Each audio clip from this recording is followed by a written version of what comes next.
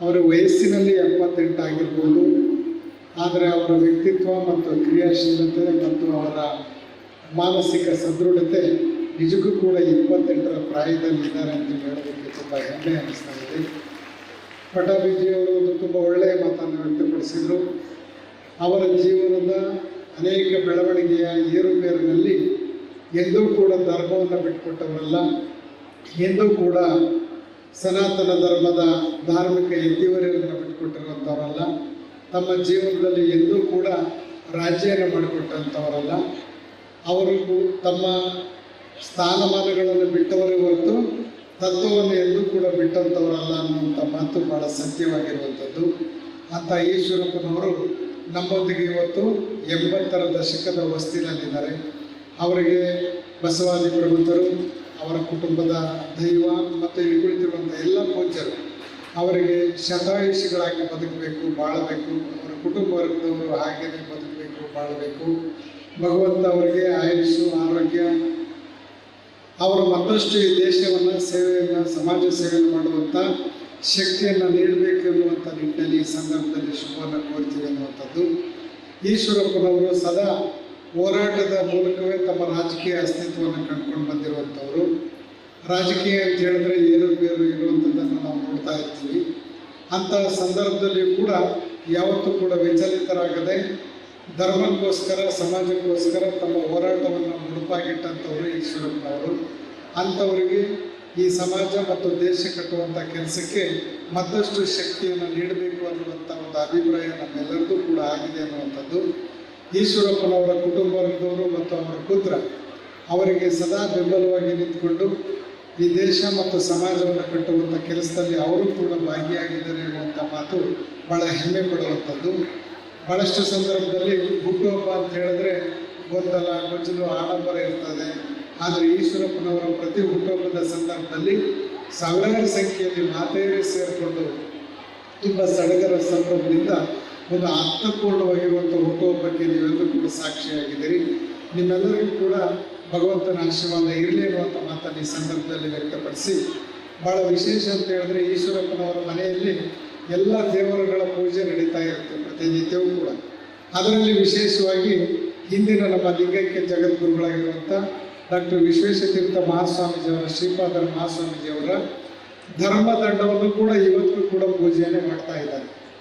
ಅವರು ಆ ಮೂಲಕವಾಗಿ ವಿಶ್ವೇಶತೀರ್ಥ ಶ್ರೀಪಾದರನ್ನು ಕಾಣ್ತಾ ಇರ್ತಾರೆ.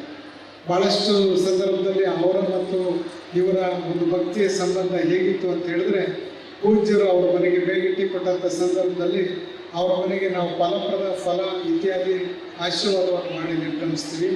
ಆದರೆ ವಿಶ್ವೇಶತೀರ್ಥ ಶ್ರೀಪಾದರು ತಮ್ಮ ಧರ್ಮದಂಡವನ್ನು ನಾನು ನಿಮ್ಮ ಮನೆಯಲ್ಲಿ ಯಾವಾಗಲೂ ಕೂಡ ಇರ್ತೀನಿ ಅನ್ನೋದಕ್ಕೆ ಸಾಕ್ಷಿಯಾಗಿ ಧರ್ಮದಂಡವನ್ನು ಬಿಟ್ಟು ಹೋದರು. ಇವತ್ತು ಕೂಡ ಅವರ ಪ್ರತಿರೂಪದಂತೆ ಅವರ ಪೂಜೆಯನ್ನು ಮಾಡ್ತಾ ಇರ್ತಾರೆ.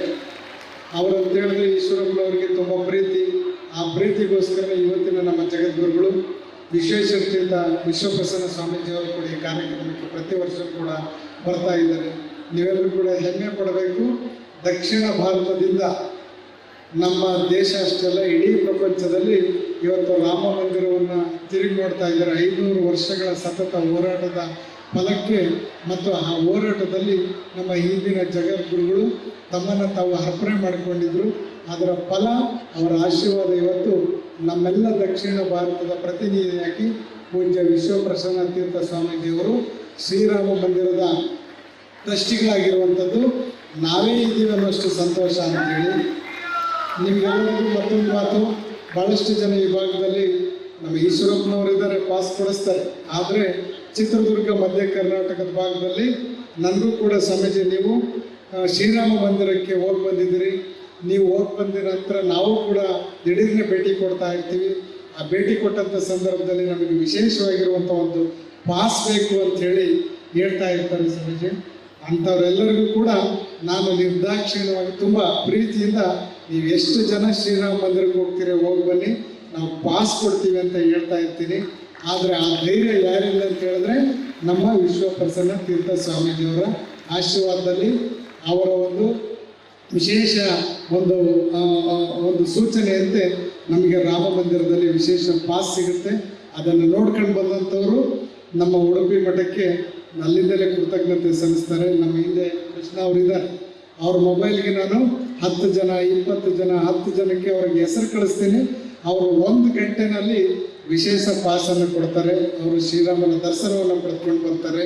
ಅಂಥ ಪೂಜ್ಯರು ನಮ್ಮ ಭಾಗದಲ್ಲಿರುವಂಥದ್ದು ತುಂಬ ಪುಣ್ಯ ಅನ್ನುವಂಥ ಮಾತನ್ನು ಈ ಸಂದರ್ಭದಲ್ಲಿ ವ್ಯಕ್ತಪಡಿಸಿ, ಈಶ್ವರಪ್ಪನವರಿಗೆ ಅವ್ರ ಕುಟುಂಬ ವರ್ಗದವರಿಗೆ ಮತ್ತೊಮ್ಮೆ ಅವರ ಆಶೀರ್ವಾದ ಇರಲಿ ಅನ್ನುವಂಥ ಮಾತನ್ನು ಹೇಳಿ, ಕಾಂತೇಶ್ ಅವ್ರಿಗೂ ಕೂಡ ನಮ್ಮ ಮೇಲೆ ತುಂಬ ಪ್ರೀತಿ, ನಮಗೂ ಕೂಡ ಅವ್ರ ಮೇಲೆ ತುಂಬ ಪ್ರೀತಿ, ಆತನ ಒಂದು ಬೆಳವಣಿಗೆ ಕೂಡ ಪೂಜ್ಯರ ಆಶೀರ್ವಾದ ಮುಂದಿನ ದಿನಗಳಲ್ಲಿ ಇರಲಿ ಅನ್ನುವಂಥ ಮಾತನ್ನು ಈ ಸಂದರ್ಭದಲ್ಲಿ ವ್ಯಕ್ತಪಡಿಸಿ ನನ್ನ ಮಾತುಗಳು ವಿರಾಮವನ್ನು ಕೊಡ್ತೀನಿ.